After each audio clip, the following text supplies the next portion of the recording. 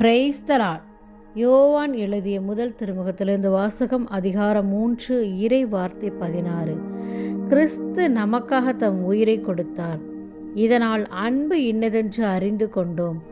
ஆகவே நாமும் நம் சகோதரர் சகோதரிகளுக்காய் உயிரை கொடுக்க கடமைப்பட்டிருக்கிறோம்.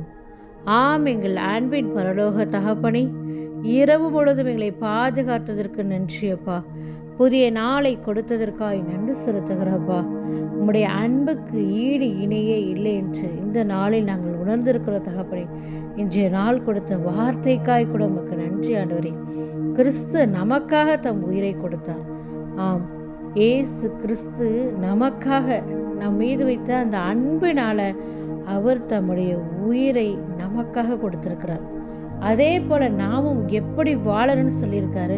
நாமும் நம் சகோதர சகோதரிகளுக்காக உயிரை கொடுக்க கடமைப்பட்டிருக்கிறோம். அப்போ கிறிஸ்து நமக்கு ஒரு சகோதரராக இருக்கார். இயேசு கிறிஸ்து சகோதரராக இருக்கார், நமக்காக உயிரை கொடுத்தார். அதே போல் நாமும் எப்படி வாழணும், நம்முடைய சகோதர சகோதரிகளுக்காகவும் உடன் இருப்பவர்களுக்காகவும் தாய் தகப்பனுக்காகவும் முற்றார் உறவினர்கள் அனைவருக்காகவும் நாம் எப்படி இருக்கணும்னா உயிரை கொடுக்கிற அளவுக்கு நாம் அவர்கள் மீது அன்பு செய்யணும்.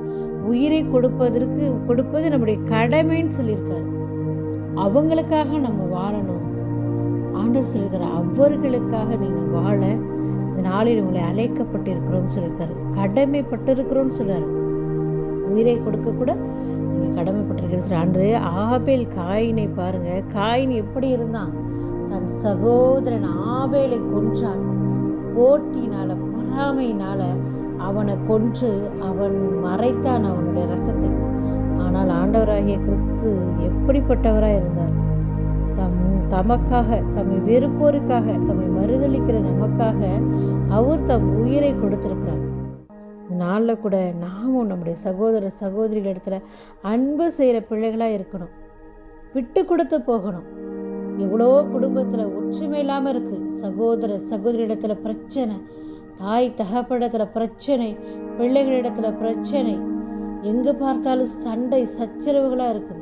இப்போ பாருங்க, ஆண்டவர் அதுக்காக நம்ம இந்த உலகத்தில் படிக்கிற அன்பு செலுத்துங்க.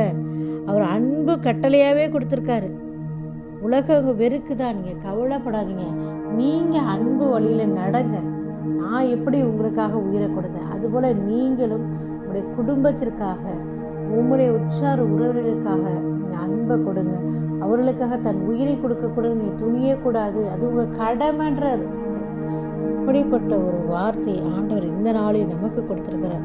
நாம் நம் உறவுகளோடு சகோதர சகோதரர்களாய் நாம் வாழ இந்த நாளில் பேசலி அழைக்கப்பட்டிருக்கிறோம். அழைத்தவர் உண்மை உள்ளவராக இருக்கிறார். அதே போல நாமும் உண்மை உள்ளவர்களாய் அன்புள்ளவர்களாய் மாற இந்த நாளில் செபிப்போமா? எங்கள் அன்பின் பரலோக தகப்பனே, அப்பா, இன்று நாள் கொடுத்த வார்த்தைக்காக நன்றி. கிறிஸ்து நமக்காக தம் உயிரை கொடுத்தார். இதனால் அன்பு இன்னதென்று அறிந்து கொண்டோம். ஆம் தகப்பனே, எங்கள் மேலே எவ்வளோ நீங்கள் அன்பு செஞ்சுருக்கீங்க. நாங்கள் இந்த நாளை அறிஞ்சிருக்கிறப்பா. நாங்களும் பிறரிடத்துல உண்மை போல நாங்களும் அன்பு செய்ய இந்த நாளில் எங்களுக்கு வரம் தர வேண்டுமா கெஞ்சி கொண்டாடுகிறோம். ஆண்டவராகிய கிறிஸ்துவோட கொண்டாடுகிறோம். ஆமென்.